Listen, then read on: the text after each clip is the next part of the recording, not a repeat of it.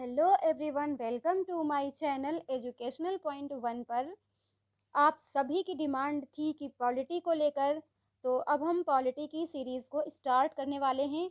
आने वाले सभी प्रीवियस ईयर के एग्ज़ाम में जो भी क्वेश्चन पूछे गए हैं और पूछे जाते हैं, उन सबको इसमें कवर किया गया है और एग्ज़ाम के लिए ये बहुत ही इम्पॉर्टेंट क्वेश्चन है।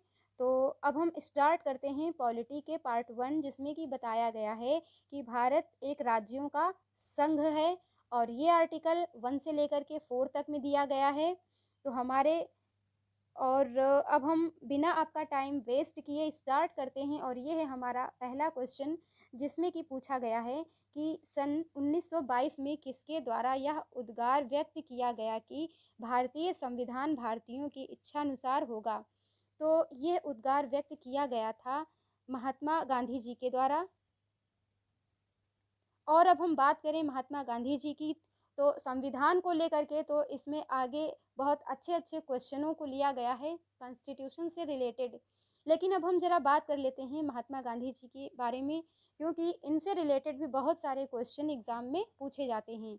तो ये अफ्रीका से इंडिया वापस आए थे 1915 में। कभी कभी एग्ज़ाम में ईयर भी पूछा जाता है। और जब ये वहाँ से वापस आए तो इन्होंने साबरमती आश्रम की स्थापना की। इसके अलावा इन्होंने चंपारण सत्याग्रह भी किया और इन्होंने चंपारण सत्याग्रह ये किया था 1917 में 1917 में। और इनका पहला डिसोबीडियंस इम्प्रूवमेंट था। और गांधी जी सत्याग्रह आंदोलन किया था किसके विरोध में, तो ये किए थे रॉलेट एक्ट के विरोध में। और ये कुछ क्वेश्चन हैं जो कि इनसे रिलेटेड हैं और इनके बारे में पूछा जाता है। इसके अलावा इनके बारे में ये बहुत पूछा गया है कि जलियांवाला बाग हत्याकांड जो है वो कब हुआ था। तो जो जलियांवाला बाग हत्याकांड है वो हुआ था 13 अप्रैल 1919 में हुआ था। और इस कांड के बाद से महात्मा गांधी जी ने केसरी हिंद की उपाधि को वापस लौटा दी थी। और अब हमारा नेक्स्ट क्वेश्चन है कि 1924 ईस्वी में किसके द्वारा ब्रिटिश सरकार से यह मांग की गई कि भारतीय संविधान के निर्माण के लिए संविधान सभा का गठन हो। तो ये डिमांड की गई थी मोतीलाल नेहरू जी के द्वारा। और इन्होंने ही स्वराज पार्टी की स्थापना की थी। स्वराज पार्टी की स्थापना इन्होंने की थी 1923 में। और ये इंटरनेशनल कांग्रेस के अध्यक्ष भी रहे थे। ये इंटरनेशनल कांग्रेस के अध्यक्ष रहे हैं 1919 से लेकर के 20 तक और 1928 से लेकर के 29 तक ये इंटरनेशनल कांग्रेस के अध्यक्ष भी रह चुके हैं। नेक्स्ट हमारा क्वेश्चन है कि 1905 में किसके द्वारा संविधान सभा के गठन की मांग की गई। तो संविधान सभा की गठन की मांग की गई थी बाल गंगाधर तिलक जी के द्वारा। और इनका एक सेइंग है, स्वराज हमारा जन्मसिद्ध अधिकार है और मैं इसे लेकर के ही रहूँगा। और ये गरम दल के नेता थे और इन्होंने केसरी पत्रिका का संपादन भी किया। और 1908 से लेकर के 1914 तक ये मांडले की जेल में रहे। इनके ऊपर राजद्रोह का एक केस चला था, जिसके कारण इन्हें जेल में रहना पड़ा और जेल में ही इन्होंने गीता रहस्य की रचना भी की। नेक्स्ट हमारा क्वेश्चन है, भारत की संविधान सभा गठित करने का आधार क्या है। तो भारत की संविधान सभा को गठित करने का आधार है कैबिनेट मिशन। कैबिनेट मिशन ये कब आया था, 1946 में आया था। और यही भारत में संविधान सभा को गठित करने का आधार है ये। और लॉर्ड एटली एक यानी कि यहाँ के शासक थे जिन्होंने कैबिनेट मिशन की स्थापना की और इनके सहयोग के लिए 3 लोग और भी थे। नेक्स्ट हमारा क्वेश्चन है, भारतीय संविधान में किस भाग को उसकी आत्मा की व्याख्या दी गई है। तो किस भाग में कहा गया है, ये कहा गया है प्रियम्बल में, यानी कि हमारी प्रस्तावना में। संविधान की आत्मा इसी पार्ट को कहा गया है कॉन्स्टिट्यूशन की। अब हम बात कर लेते हैं प्रेम्बल की। तो ये शुरू होता है हम भारत के लोग, यहाँ से इसका स्टार्टिंग है। और इसके अलावा जो 42वां संविधान संशोधन हुआ था, ये कब हुआ था, 1976 में। इसके द्वारा समाजवादी, पंथ निरपेक्ष, राष्ट्रीयता, ये सारे शब्द इसमें ऐड किए गए थे। नेक्स्ट हमारा क्वेश्चन है, निम्नलिखित में से कौन सा जनता द्वारा प्रत्यक्ष रूप से निर्वाचित सदन है? तो जनता के द्वारा निर्वाचित सदन है लोकसभा, जिसे जनता प्रत्यक्ष रूप से अपना वोट दे करके चुनाव करती है। और ये इसकी बात किस आर्टिकल में की गई है? तो ये की गई है आर्टिकल 81 में। और मूल संविधान में सदस्यों की जो संख्या दी गई थी वो दी गई थी 500। और अभी इसकी अधिकतम संख्या कितनी है? 552। ये सब बहुत ही इंपॉर्टेंट चीज़ें हैं और ये सारी चीज़ें याद होनी चाहिए। 31वें संवैधानिक संशोधन अधिनियम द्वारा लोकसभा की अधिकतम सदस्य संख्या कितनी कर दी गई है? मतलब 31वें संवैधानिक संशोधन में लोकसभा की अधिकतम सदस्य संख्या कर दी गई है 545। और इसमें पहले एंग्लो इंडियन के लिए रिजर्वेशन हुआ करता था, पर अब उसको जनवरी 2020 में समाप्त कर दिया गया है। तो ये क्वेश्चन भी बहुत इंपॉर्टेंट है। नेक्स्ट हमारा क्वेश्चन है कि भारत शासन अधिनियम 1935 द्वारा स्थापित संघ में अवशिष्ट शक्तियां किसे दी गई थी? तो संघ में अवशिष्ट शक्तियां ये दी गई थी गवर्नर जनरल को। ये उस समय इनको ये टाइटल दिया गया था और इन्हीं को वायसराय भी कहा जाता था। तो इससे रिलेटेड भी कुछ इम्पोर्टेंट पॉइंट हैं भारत शासन अधिनियम 1935 से, तो इनको समझना हमारे लिए बहुत ज़रूरी है। तो अधिनियम, इसमें अखिल भारतीय संघ की बात की गई थी और इसमें केंद्र में द्वैध शासन की भी बात कही गई थी। और जो विधायी शक्तियां थी वो केंद्र और प्रांतीय क्षेत्रों में इनको विभाजित कर दी गई थी और संघीय न्यायालय की स्थापना भी की गई थी। और अधिनियम के द्वारा भारत परिषद का अंत किया गया। और हम बात करें अधिनियम में प्रस्तावना का अभाव था, मतलब 1935 में बहुत कुछ कॉन्स्टिट्यूशन में पहले ही हो गया था, लेकिन इसमें हमारा जो प्रियम्बल, जो कि बहुत इंपॉर्टेंट चीज़ थी, वो इसमें मिस थी। और नेक्स्ट हमारा क्वेश्चन है, भीमराव अंबेडकर और महात्मा गांधी के मध्य सन 1932 में हस्ताक्षरित पूना समझौता में प्रावधान था।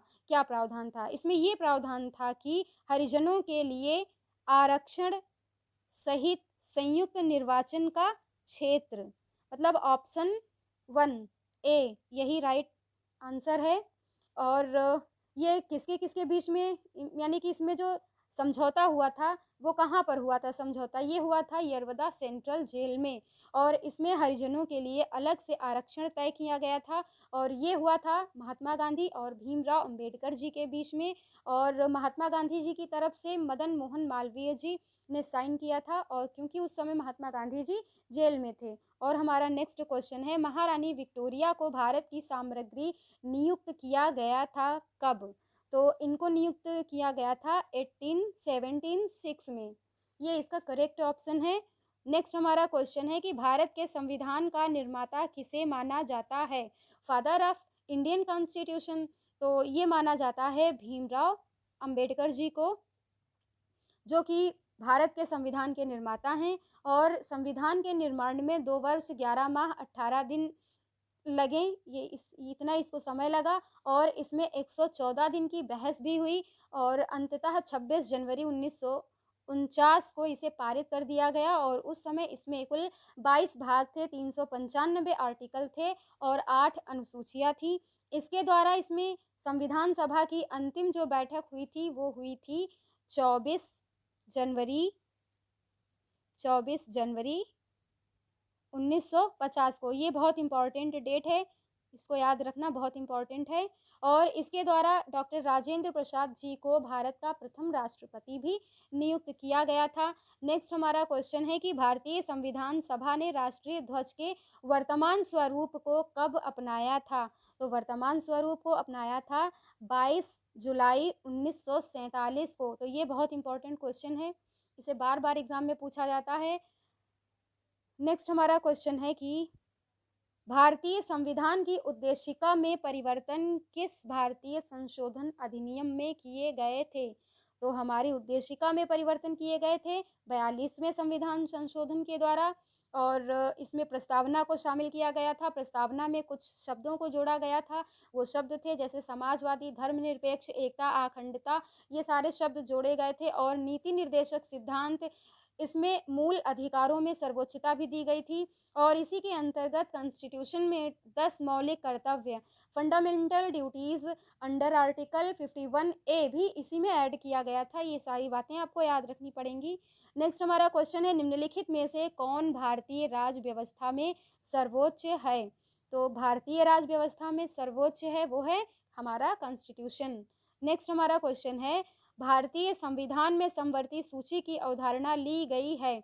तो भारतीय संविधान में समवर्ती अनुसूची ये ली गई है, समवर्ती सूची ऑस्ट्रेलिया से। ये बहुत इंपॉर्टेंट क्वेश्चन है, बहुत ज़्यादा एग्जाम में पूछा जाने वाला क्वेश्चन है। तो इसमें से और क्या क्या बातें ली गई हैं, इसमें प्रियम्बल की जो भाषा है और केंद्र एवं राज्यों के बीच में जो संबंध हैं तथा शक्तियों का विभाजन और संसदीय विशेषाधिकार, ये सब कुछ ऑस्ट्रेलिया से ही लिया गया है। और फिर अब हम बात कर लेते हैं कनाडा की।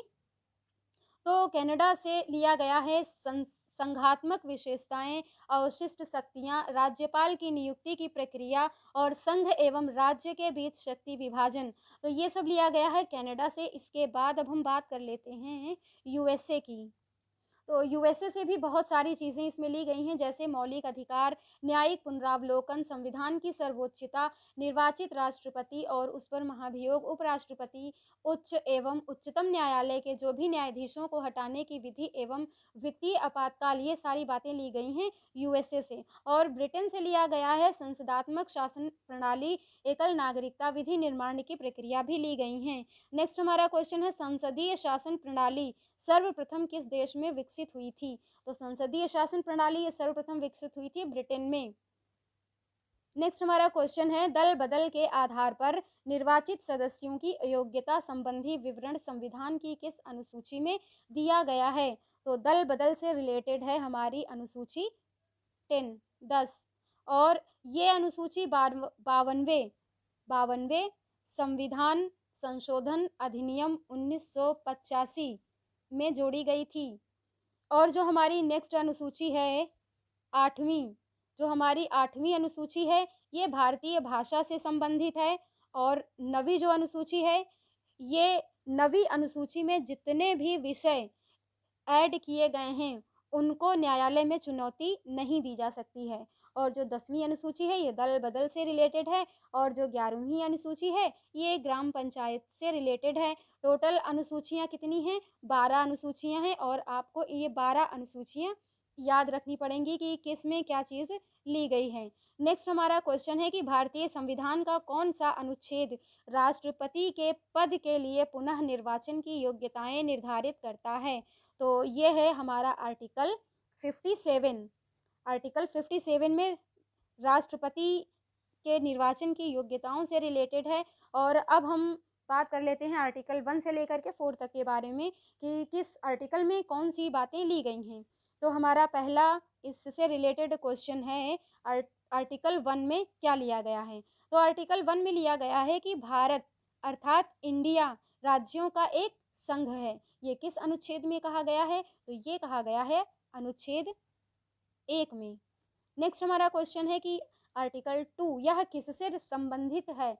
तो यह संबंधित है भारत में नए राज्यों का प्रवेश और उसकी स्थापना हो सकती है, इसी से ये रिलेटेड है। मतलब जो हमारा पहला आर्टिकल था उसमें ये बात बताई गई थी कि भारत अर्थात इंडिया राज्यों का एक संघ है।